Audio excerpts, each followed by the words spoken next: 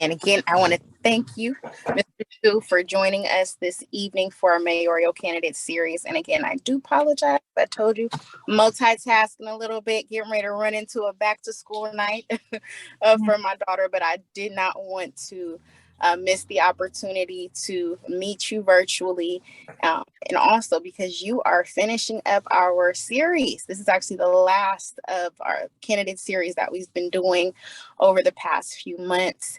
I can only speak for myself, but it has been extremely rewarding just getting to know everyone. And I look forward to the dialogue that we have with you this evening. So, introduced you, but I'll introduce myself again. My name is Imani Bro Smith, and I have the honor of serving as president for Associated Real Property Brokers.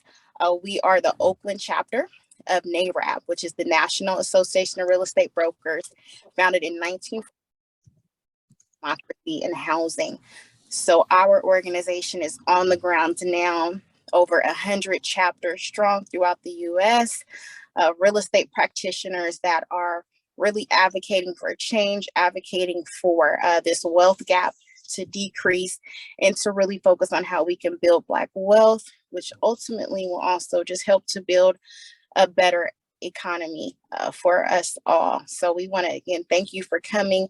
Now on the screen we do have a few slides to just talk about the organization, but I really just wanted to focus on our State of Housing in Black America report. I will go ahead and put a link in the chat for people to have access to that at a later time. It is very pertinent information that's needed, especially as we advocate and fight for democracy and housing. It is a very extensive report that our organization produces annually, and Mr. Sue will be sure to share it with you at a later time as well. So I don't want to belabor the point. I am going to now pass the mic, as Shaniqua has so eloquently said, over to our moderator, Ms. Shaniqua Badger. Well, again, thank everyone for attending this evening.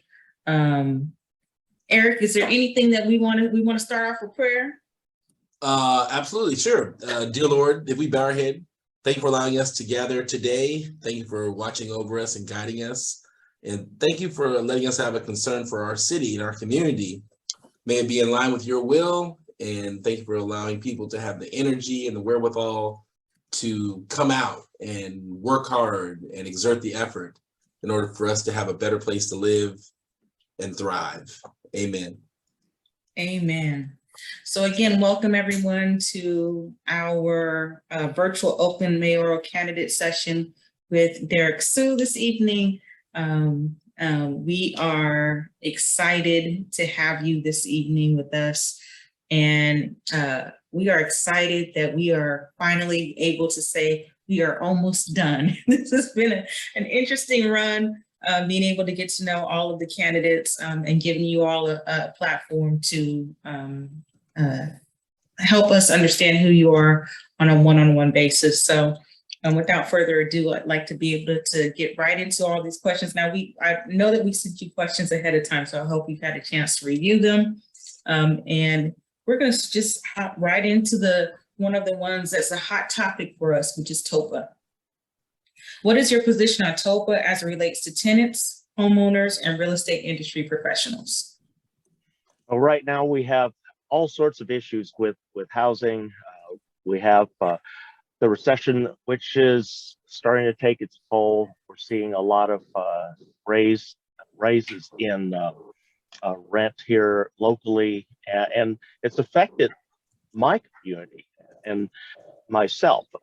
Being homeless, I can't even afford to rent a space here in Oakland. So we're looking at starting new programs that will help our heavily and highly disadvantaged neighborhoods and communities into generational wealth, and then help them get on a good financial foundation to acquire housing, home ownership, not just renting, but home ownership. And so I know that's not exactly on the topic, but the biggest complaint that folks have is that there's a constant raise in rent, and rent controls don't work. And so I myself have at times been a renter, and I've just not liked being a renter. I've always preferred being a homeowner. There's a lot more financial advantages, and these are the financial advantages that are not taught in school and that need to be taught to the masses, especially our low income and disadvantaged communities here in Oakland.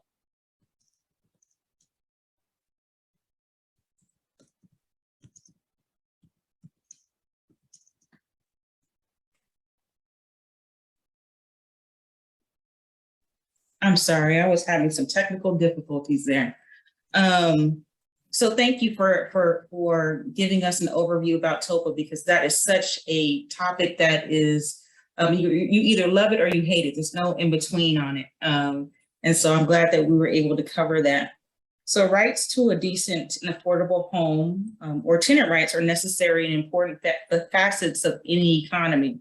But how will you strike a balance between tenants' rights and homeowners, especially small mom and pop owners, people who depend upon their small rental incomes as their sole retirement income?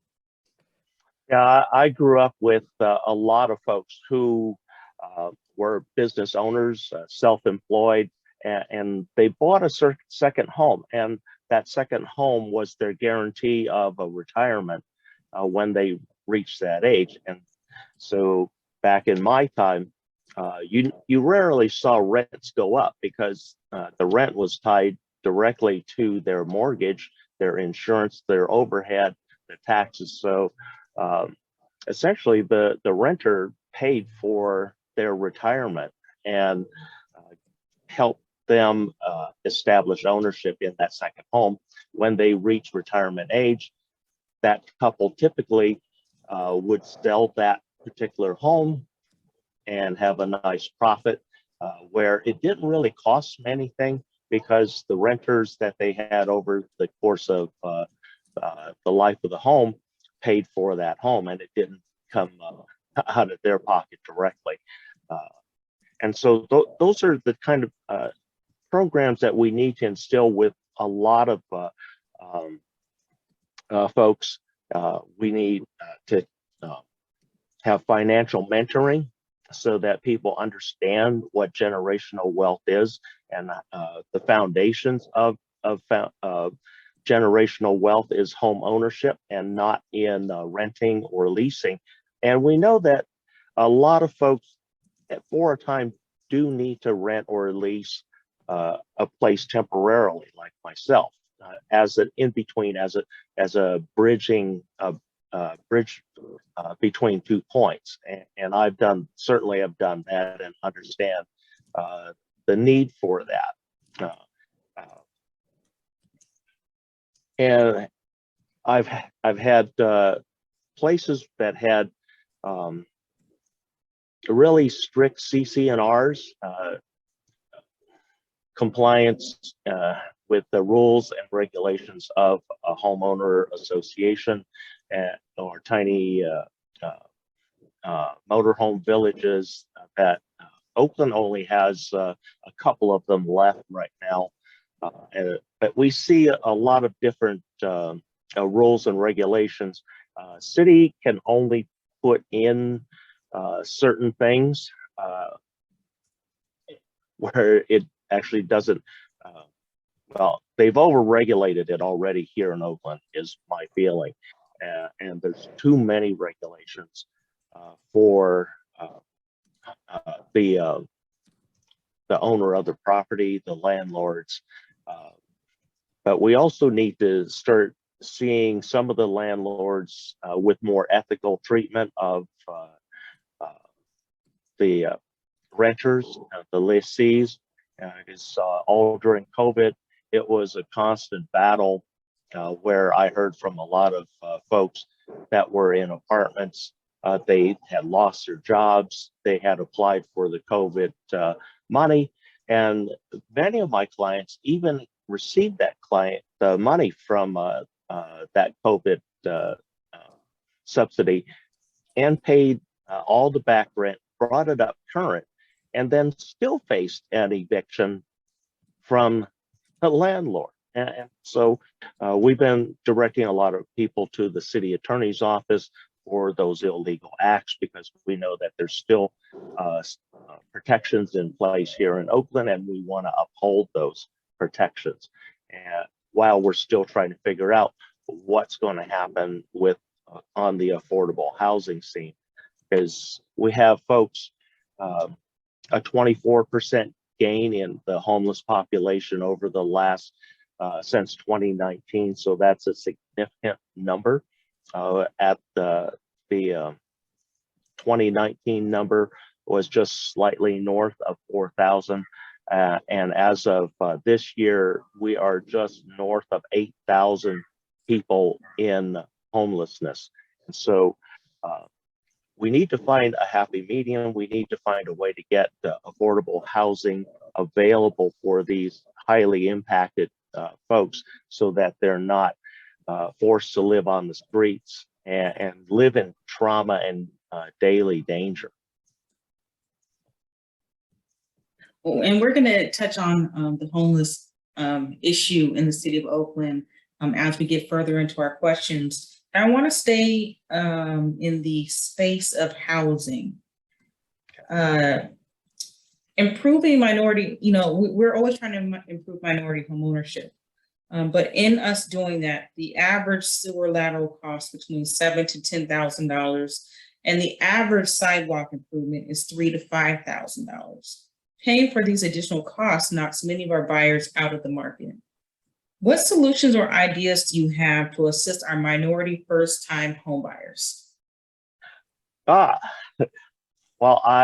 in a PATH program that I've already put in place, we have what is called sweat equity down payment.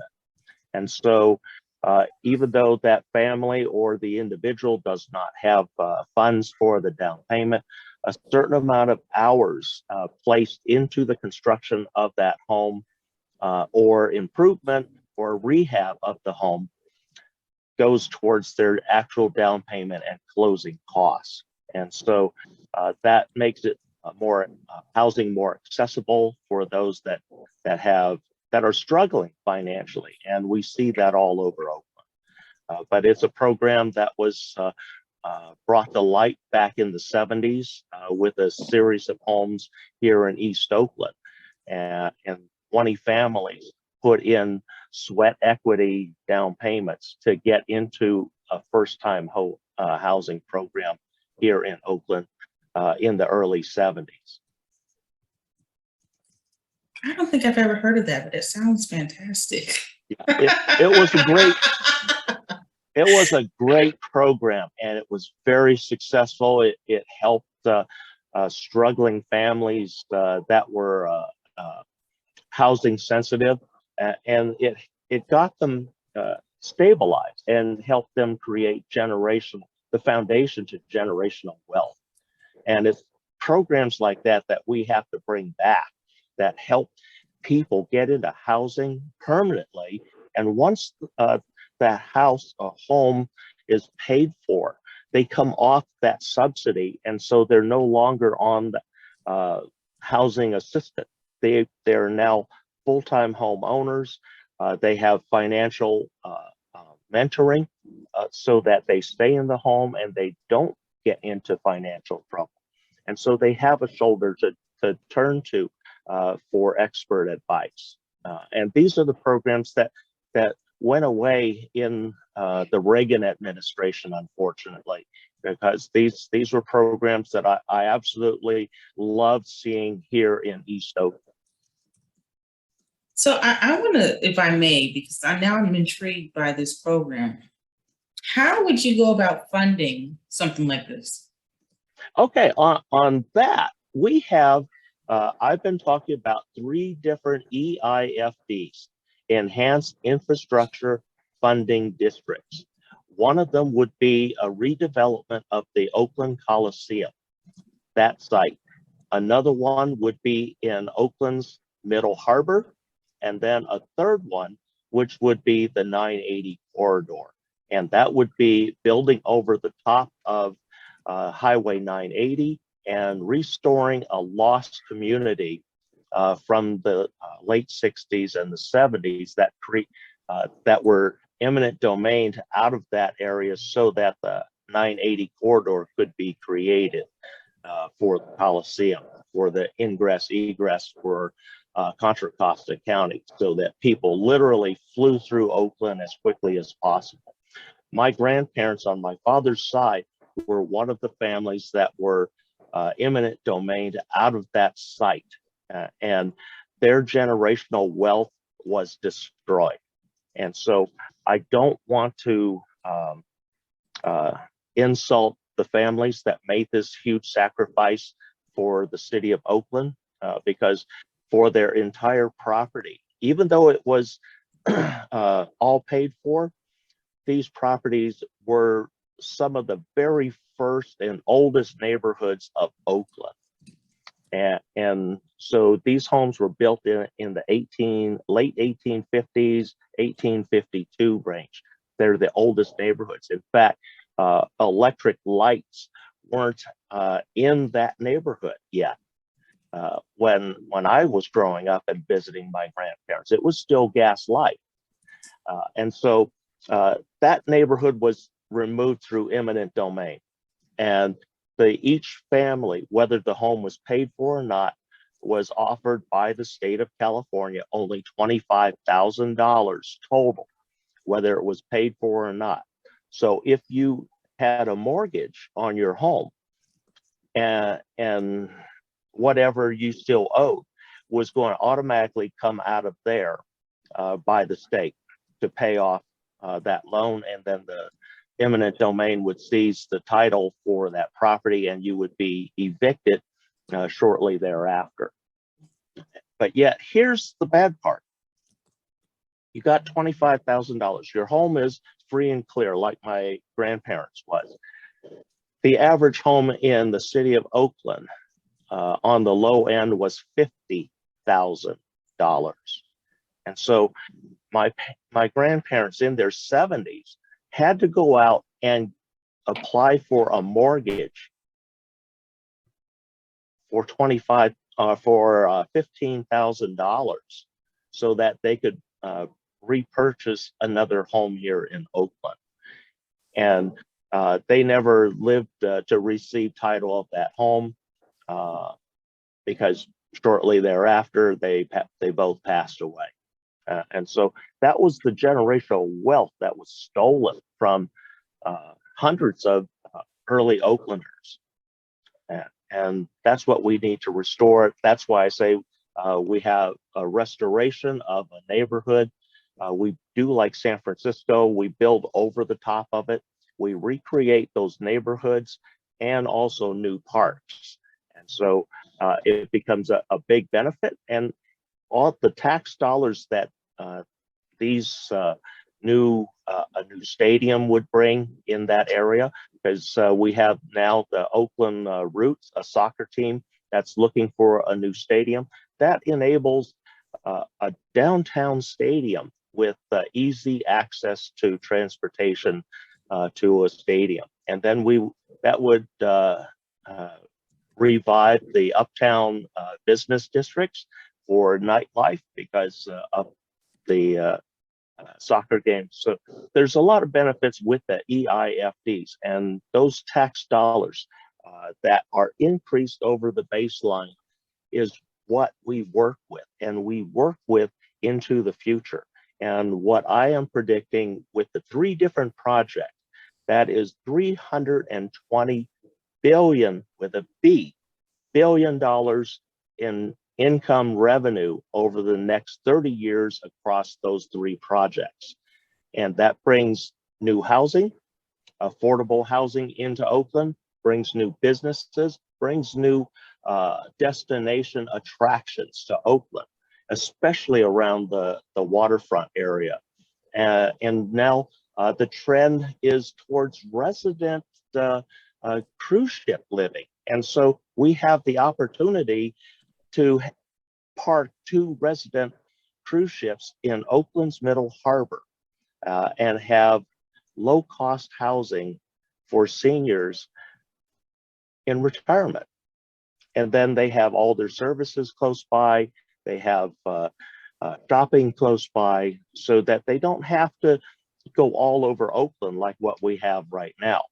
But Oakland Middle Harbor, that would become a new entertainment and shopping district, along with another stadium, is what I have been proposing. And then there's also enough property out there to create the low-cost entry housing that I am proposing for Oakland, and that's the tiny home villages. And so we have 180 acres out there in the Oakland Middle Harbor, more than enough to start low-cost housing. We have, and it's a community land trust, so people are not being valued upon the price of the land, but simply the price of the home. And these are tiny homes, approximately 450 up to 650 square feet. And these are off-grid solar powered so that they're energy efficient. This also places a lot of affordable housing in a neighborhood that is restoring this underutilized property in Oakland. And then here at the Oakland Coliseum, what I have been thinking for the soccer team, Oakland Roots, they outgrown their Laney College site. For the time being, we put them under our contract at the Oakland Coliseum site, because it's not being utilized during their soccer season. And so gives them time while we put together a new stadium for them, either at Oakland's Middle Harbor or the project through the 980 corridor. And those tax dollars help fund all the community benefits, especially housing. EIFDs were built around affordable housing as the primary benefit. It's very interesting. So I want to kind of shift us into a different direction, if I may. This is something that we see every night on the news. It's almost headline news in the city of Oakland. Violent crimes were up 8% from 2020 to 2021, with robberies being up 11%, burglaries being up 17% over the same period. How would you combat these rising numbers that impact our community? Well, first off, the first thing I must say is that we can't hire police officers fast enough. We can't get them through the academies fast enough, because there's just not enough money to keep the officers in a hopper state, so to speak. So what we have to look at are solutions to the problems that we have with OPD to begin with. One of them is that 80% of our police department does not live in Oakland. They live typically 1 hour to 2 hours outside of Oakland on average. And so what's happening here in Oakland is pressuring a lot of officers to seek employment closer to home rather than living here in Oakland. And so what we need to do is look at solutions to that. And the Police Officers Union has a thing there in the contract that states that police officers don't have to live in the city of Oakland. And so that's been in the contracts for a number of years. So what we have to do is create a community safety agency. And so these are community safety officers. And we see examples of this in the very wealthy neighborhoods like Blackhawk, like Atherton, like Harbor Bay Isle and Alameda. And these are armed security officers that can arrive on scene in 3 to 5 minutes and secure the scene. These are armed officers. They're sworn officers, but they're not police officers. They are security officers and licensed to carry a gun. And so these are the officers that also are embedded in the tiny home programs that we have throughout each district. And so we have an additional force of 60 officers per district, and that's 4 shifts of officers. So that's 15 additional officers and safety measures placed on the street within minutes of your home, of you. And so by calling 911, it's just dispatching the correct officer into whatever district that they live in, because these officers are going to be living alongside you. And so they're going to know the people, they're going to know problem areas, they're going to know more details into robberies because they're closely tied to the neighborhoods and the neighbors that will come forward in when things tend to settle down. Because we know that this works because we've used it here in East Oakland.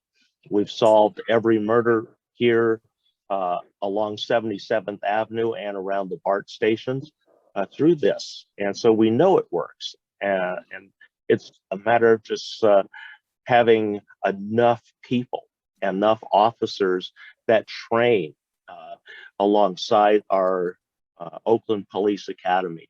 But these are also concealed carry weapons, folks. And one of the requirements that makes this a different program is that these folks are highly trained martial arts specialists. And so in non-lethal force encounters, they are more likely to put the person in the hospital rather than the morgue. And because what we see right now by most police departments, a person pulling out a knife on an officer is automatically shot and killed.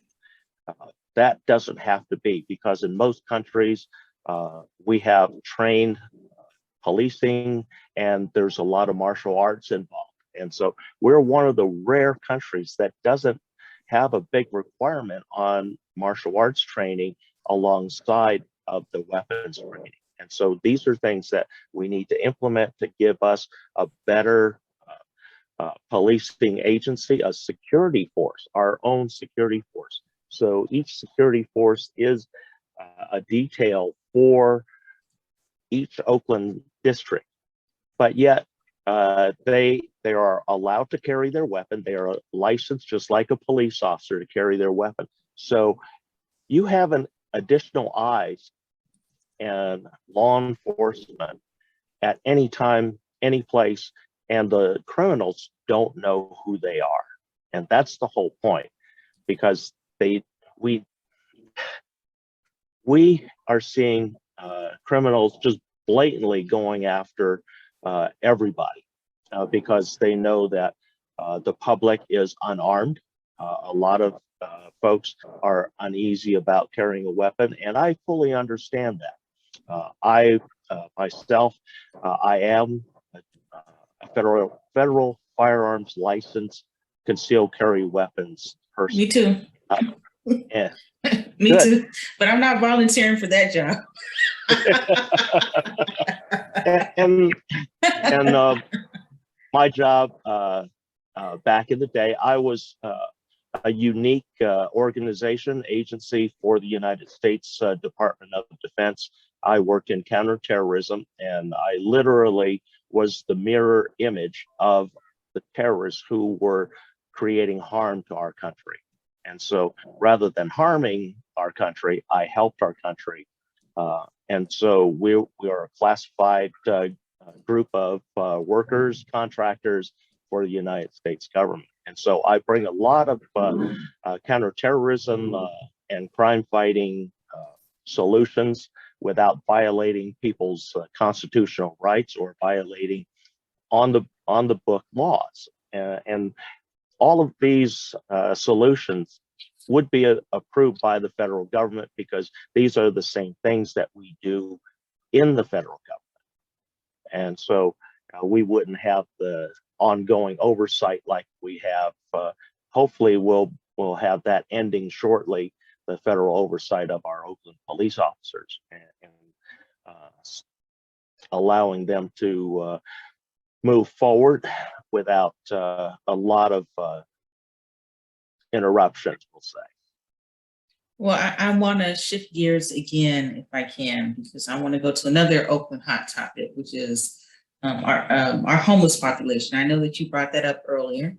The population of homeless people living in Oakland increased by 24% over the past 3 years, although the numbers of unsheltered residents only increased by about 100 people. What would you do to decrease the overall homeless number we face in the city of Oakland? Okay. Number one, we are already addressing that here in the city. And for a majority of Oakland, we have housed those folks that need and seek housing. And so what we're left with right now is what I've been talking to law enforcement about. That's the hidden criminal elements that are embedded and take over a lot of the homeless encampments.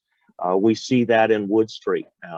There's a huge criminal presence down there. I have friends that are forced to live nearby on Wood Street. And even though I carry a gun, I have major martial arts skills, I would not go down to Wood Street at night.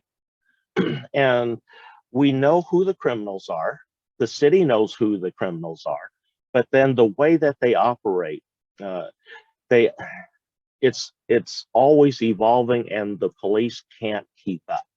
And so we need to have strategies, which I've suggested to the law enforcement to implement, but they have yet to do it. But we know that they work here because we no longer have that criminal element in my encampment.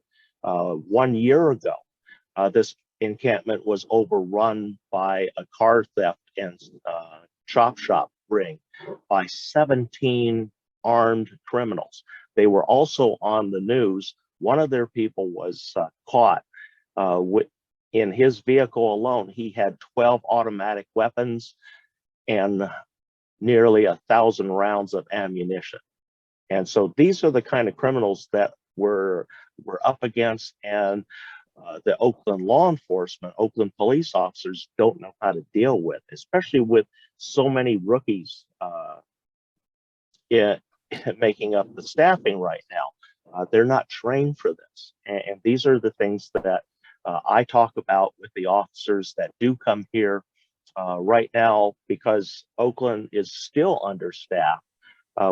They are getting assistance from Alameda County Sheriff's Department and also the CHP for traffic violations. But Oakland has a lot of issues. We have a lot of killings. Gunfire is a constant out here every night in East Oakland. But we've been able to resolve all the homicides and murders within a small area here of my encampment to the BART station at the Coliseum, as I work directly with the officers at BART, Oakland Police, and Alameda County Sheriff's Department, along with several other agencies. And I was also one of the folks that was instrumental in a big drug bust last year here in Oakland that made major headlines. So I really want to talk about something that we as the real estate population probably gripe about a lot, and that is a beautiful, clean, green, litter-free Oakland. I think there's nothing that's more discouraging when you're out with a client. You're showing them their potential first house, and then you have to drive past a dumped mattress or sofa, which I don't know why people in Oakland need so much furniture. I haven't yet to figure that out myself. But, So I'm going to ask you these questions. What steps do you plan to take to create and sustain a beautiful, clean, green, litter-free Oakland? Okay. Number one, we start creating the affordable housing. We already have Project Room Key, we have Project Home Key, and then we also have a lot of private programs that are in place, getting people into housing, supported permanent housing, along with continuum of care. And so what we need is more, and that's what the Tiny Home Project in My Path program is about. We have locations all over Oakland. We've already set up and have in the city charter ability to install 2 tiny home villages in each of Oakland's 7 districts. And each of those tiny home villages, our priority is creating housing that's affordable, that serves the community. And serving the community, priority is given to school teachers and essential personnel for those tiny homes in Oakland. And these are for folks that are at entry-level Oakland work. They're not the higher ups that are going to take advantage of programs and things, but these are the people that are coming in that are desperately needed and to grow with Oakland. And so we provide the housing, and then the school teachers, the biggest obstacle is them having the ability to afford housing. I personally have a friend who's a school teacher here in Oakland, and he has already told me he is leaving Oakland after this year. And he's going to be moving back to his home state. And he's a math teacher. He's a Black math teacher. And we need more of these in Oakland schools desperately. And he's really good at his job. But then the cost of housing here in Oakland has forced his hand to actually leave the city that he really wants to stay at, but he can't afford it here. And then the level of crime has not exactly hit him, but it has hit him in the finances through his vehicle being broken in so many times. So he just, he's like a lot of folks and a lot of teachers that are struggling because we know that the wages that school teachers make isn't enough to pay $2,000, $3,000 a month in rent. Plus, on top of that, renters insurance and utilities. You can't save for a house to ever get out of that nasty rat trap.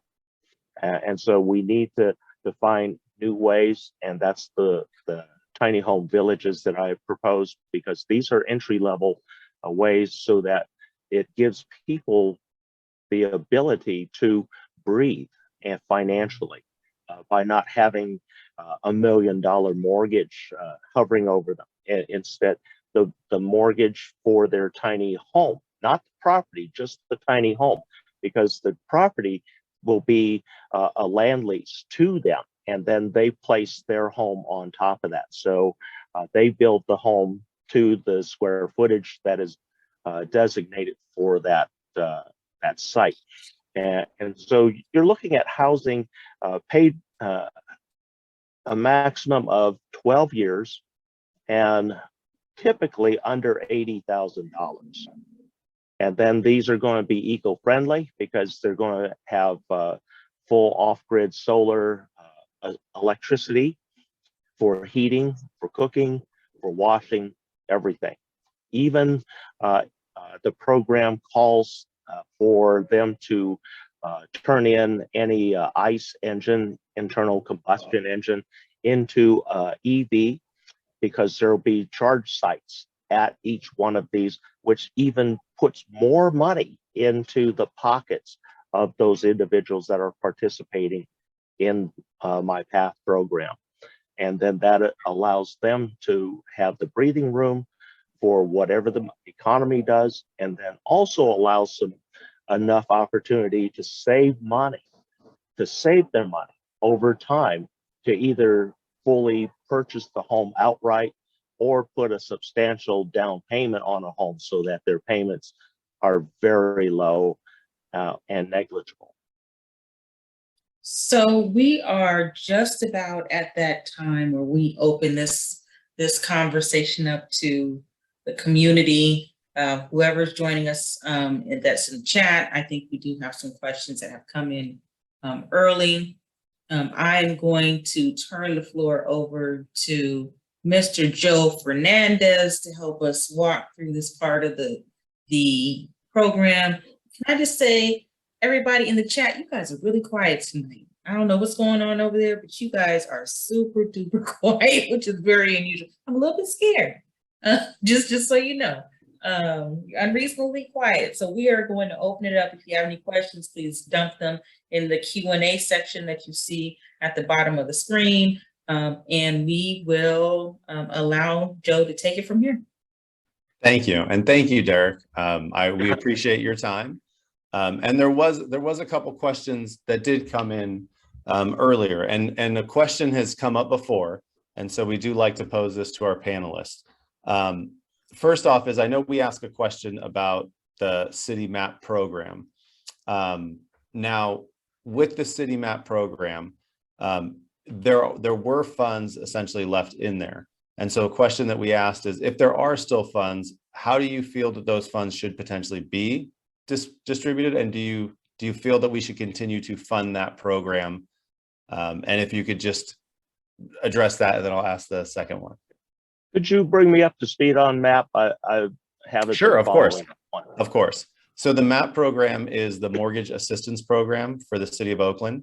And it was a program that was funded. And currently, it does say that it's out of funds. Now, we've heard from other council members that there's actually some funds in there, but we just don't have anything set up in terms of dispersing those funds. And so, you know, given we are a group of realtists, and we do focus in our real estate community, this is a program that does help people. And so we would like to know from any incoming, you know, potential mayor, how would you look at that program and potentially the use and disbursement of these funds? What we want also, or what I would like to do, should we move forward with the MAP program, and we want to fund that, because we know that there are a lot of families that can really benefit through home ownership, and the benefits of home ownership is far outweighs the stresses of life, because we know that renting every year it goes up, and it gets more costly, and so that takes money away from your future, or that each individual's future, and we need to put it back into each individual's pocket. And then that's why we have the program, My Path program, that will substantially lower the housing costs while these individuals are able to save up money so that they can advantageously move forward into the standard real estate market and leave the tiny home programs of Path. But Path always remains open to them. Once you're in Path, even if you leave, you can still come back if there's some sort of financial disaster or a natural disaster, because there are safeguards to help with a lot of that housing, that we're also going to be looking at having FEMA to assist with that funding.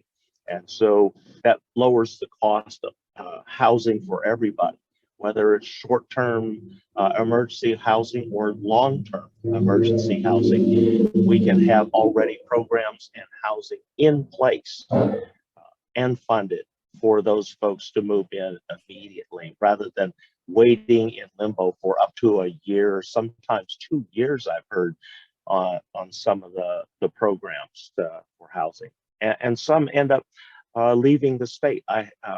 During the big Hills fire back in 1991, I lost a lot of friends that lost their homes in those fires, and devastated families. And there were lots of families that ended up leaving the state and going out of state because they couldn't afford to rebuild here in Oakland. The cost was so prohibitive, and then the amount of cleanup that was necessary, and then the cost in that, without a lot of federal assistance, a lot of folks just said, we can't afford it, and our insurance doesn't cover that. And then that's where a lot of people found out where the shortfalls of home ownership, and where your insurance really has a lot of shortfalls that you have to be aware of, and then take measures so that in the event that they happen, like they did with Loma Prieta, and then also the Hills fire, that was really devastating to Oakland itself. We lost a lot of folks, a lot of homes.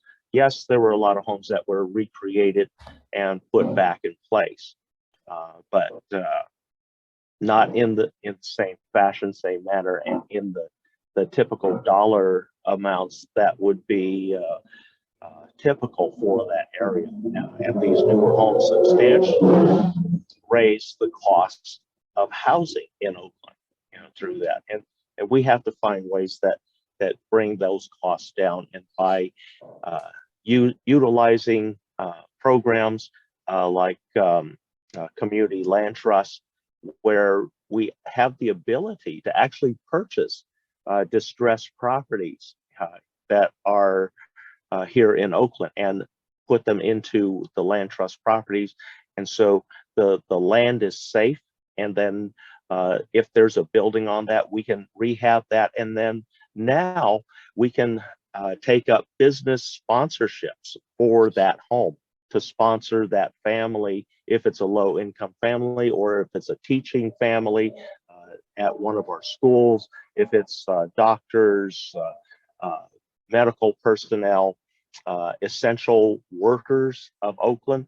These are the type of homes that give them the foundation to save money, so that they can enter a really competitive open real estate market. But this gives them the ability to save money. Whereas right now, currently, there's absolutely no way they could be able to save the amount of money needed unless you have a tech job. And unfortunately, we can't always rely on a tech job. Yeah. Well, and speaking of that, thank you for your answer. That kind of leads me into the next question that has come up with a lot of the mayoral candidates we've had, and that is the jobs situation, right? I think the elephant in the room, right, when we talk about housing is it is just getting expensive, right? And that's not just an Oakland issue. That's a California issue. It's a Bay Area issue. It's getting more expensive. One of the comments that continues to come up is how many job openings there are at the city of Oakland. And so the question that we have for you is, what can you do to recruit more people and get and keep these jobs filled and attract people to, higher wages so that they can afford home ownership here in the city of Oakland? That's the whole idea behind PATH. And so a lot of the Oakland workers can become PATH participants. And that gives them, even if they're not making a lot of money, it gives them the ability to save a tremendous amount of money over their work span, and then be able to enter the standard open market for housing. But it's just the cost of housing is so expensive right now, and people are just saying no, we can't afford it. The mortgage rates have hit the crazy numbers. A crazy number that I paid for a home mortgage was 15% back in 1983. And I took a lot of bad advice, and 3 years later, after assuming that mortgage, I filed for bankruptcy because I was so upside down in the loan that when that loan expired at the 5-year term, there was a balloon payment, and it was all of and excuse me, I stupidly took the advice of professionals that even though the home was only worth about $100,000, they convinced me that by the time the 5-year term would be up, that home would easily be able to qualify for that $149,000 loan that I would need to continue to stay in the home. And needless to say, there was, when that time got near, I panicked. Every bank that I had gone to, even with great credit, I could not get a loan because I was too upside down. I was like $50,000 upside down in the value of the home. And so we need to have protections so that people don't end up like I did and end up in bankruptcy and having bad experiences, because that's unfortunately what we're hearing a lot right now. A lot of first-time buyers having buyer's remorse, because I certainly did on that one. But yet I knew that home ownership was the way that I was going to have future generational wealth to be able to pass on, and also housing stability that I can count on and know reliably what it was going to cost me from day one. Correct. Yes. And so it's kind of circling back on that with the job. So I think one of the big issues that people did point out is there are jobs available in Oakland, right? Similar to what you're saying about the police force, right? That we can't hire police fast enough. So how do we attract people to fill those open jobs in Oakland and keep them there? Because I'll give you an example. One of the big things that has been discussed is city permitting.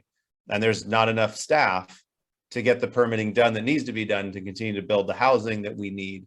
And so as mayor, how would you attract and recruit people to those jobs and fill these open spots that we do have?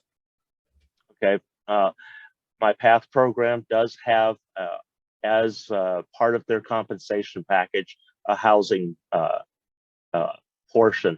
And so part of their compensation package will be housing here in Oakland, and that will be in a tiny home village, or perhaps one of the single family homes that are in a neighborhood that are under the community land trust that was either purchased or donated into the community land trust. And so through that land trust, they're able to rent a single family home that is in good condition and sponsored by business. So the maintenance is kept up and not so much a chore on that city employee. And so that gives the city the ability to start creating a workforce that's close to City Hall and essential. And the housing portion could be worth $40,000 to $65,000 in compensation, and then we have to fill a lot of these openings. And so we could look back at where each the pay is on each one of these, what the compensation is, and then adjust it with the addition of the housing. Or if the pay is not substantial, that housing could be the real game changer that could entice somebody to come to work for Oakland, knowing that they have guaranteed housing at little or no cost.